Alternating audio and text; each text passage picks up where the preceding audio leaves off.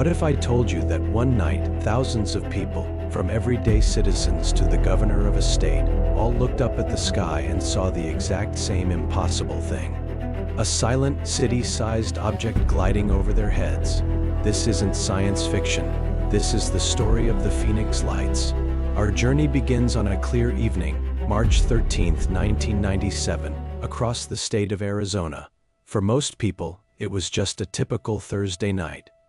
Kids were finishing their homework, families were settling down for dinner, and the desert sky was filled with its usual canopy of stars. But that was about to change in a way that would leave an entire state questioning what they thought they knew about the world above them. The events of this night would ignite one of the largest and most compelling mass UFO sightings in modern history, a mystery that continues to baffle experts and fascinate the public over 2 decades later. This wasn't a fleeting glimpse of something strange. It was a prolonged, widespread event witnessed by an unprecedented number of people. So let's travel back in time and piece together the timeline of this extraordinary night, minute by minute, witness by witness. What did thousands of people see in the skies over Arizona?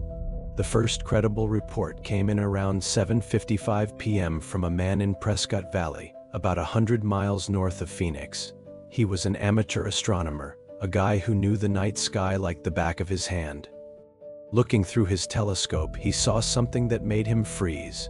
It was a formation of amber-colored lights, arranged in a perfect V shape.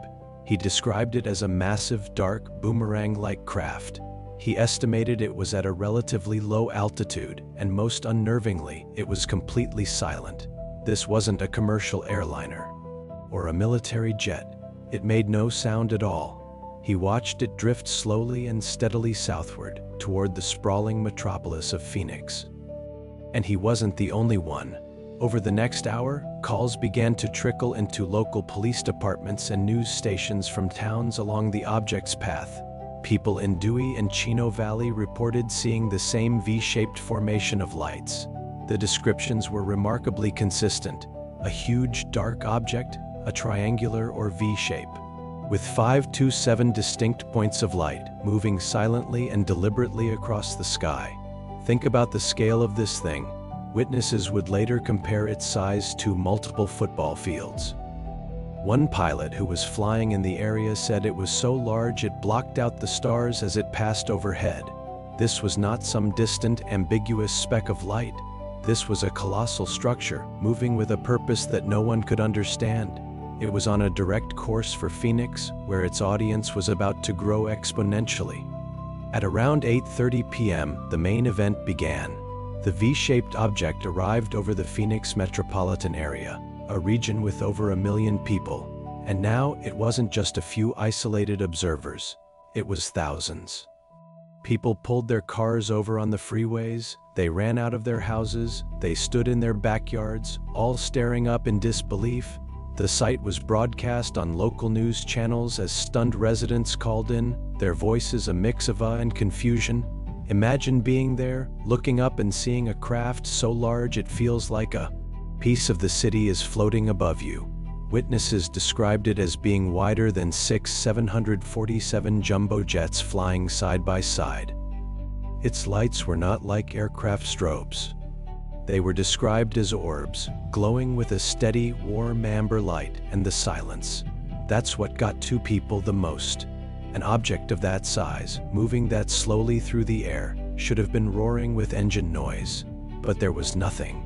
Just an eerie, profound silence as it glided over neighborhoods, shopping malls, and highways. It was a shared moment of impossibility for an entire city.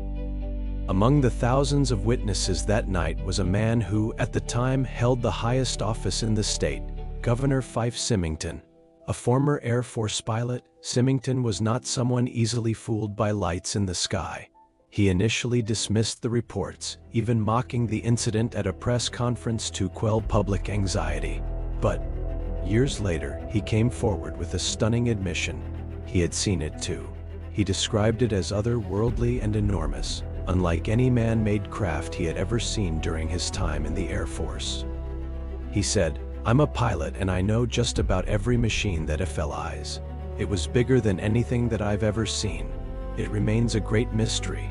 When a trained pilot and state governor calls something otherworldly, you have to take it seriously. So, with thousands of credible witnesses, from police officers to pilots to the governor himself, what was the official explanation for this massive silent craft? Days after the event, the U.S. Air Force finally issued a statement. They claimed that what people saw were simply flares.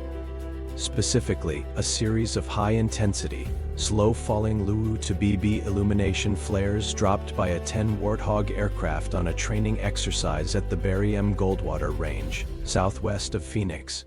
Case closed, right? Not even close. The official story immediately fell apart under scrutiny. First, the timing was completely wrong.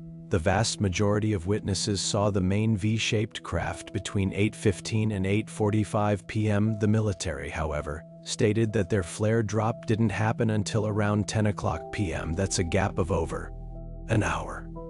Secondly, the direction was wrong. The V-shape was witnessed moving from the northwest to the southeast, passing directly over Phoenix. The training range where the flares were supposedly dropped is to the southwest of the city, a completely different direction. And finally, the description just didn't match. Flares drift with the wind, they flicker, and they don't fly in a rigid, fixed V formation. They also don't have a massive dark structure connecting them that blocks out the stars. For the thousands of people who saw the object with their own eyes, the flare explanation felt like a dismissive, almost insulting, attempt to sweep a profound event under the rug.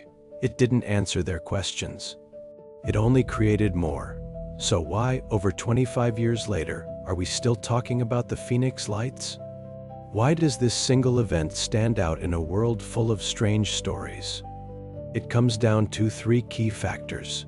First, the sheer number of witnesses. This wasn't one person's shaky camera footage.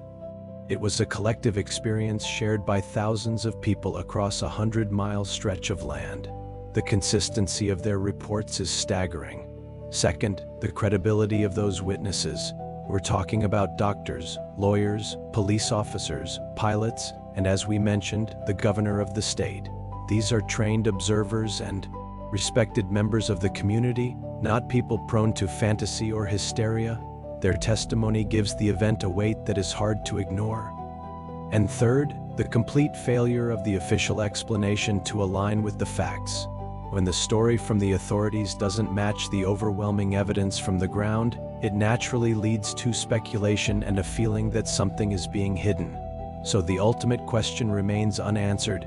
If it wasn't military flares, and it wasn't any known aircraft, what did thousands of people really see that night over Phoenix?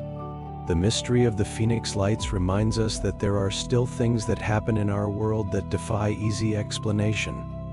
It forces us to look up and wonder. So tonight, I encourage you to do the same. Step outside, look up at the night sky, and just observe. In a universe so vast and ancient, who knows what secrets are waiting to be seen? The debate over the Phoenix Lights continues to this day. Was it a top-secret military craft, something from another world, or something else entirely? We may never have a definitive answer, but the story serves as a powerful reminder to stay curious and to keep asking questions. What do you think the Phoenix Lights were? Let me know your theories in the comments below. I'd love to read what you think happened on that incredible night. And if you enjoyed this journey into one of the world's greatest modern mysteries, make sure to hit that subscribe button and turn on notifications so you don't miss our next deep dive. Thanks for watching.